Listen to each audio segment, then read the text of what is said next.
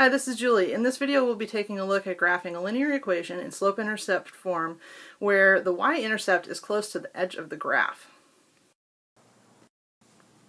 Let's graph the equation y equals 3/4 x plus 9. I'll start off by graphing the y-intercept, plotting the point at 0, 9, since in this equation b equals 9. So go ahead and mark a point up at y equals 9 on the graph there. And then if I go and look at the slope in this equation, the slope, or m here, is 3/4.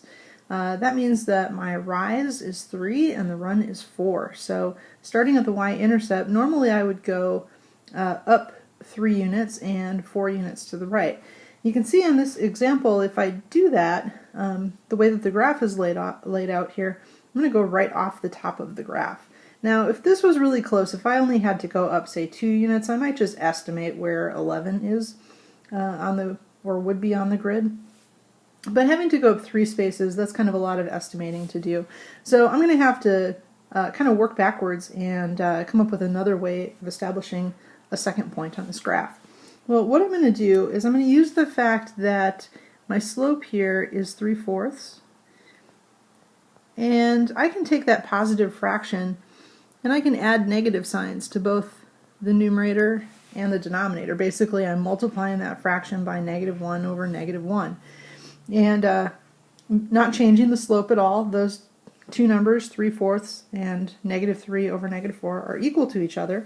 But what it allows me to do is kind of switch directions and work backwards. So instead of going up and to the right from the y-intercept, I'm going to go down 3 units and to the left 4 units. And I'll go ahead and mark a point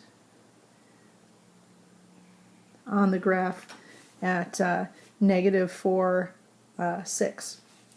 And this makes sense because, as we kind of estimated, if we had put a point up 3 units and over 4 units, it would be somewhere up here off the graph, and that looks like it would fall in line with the other 2 points that I graphed.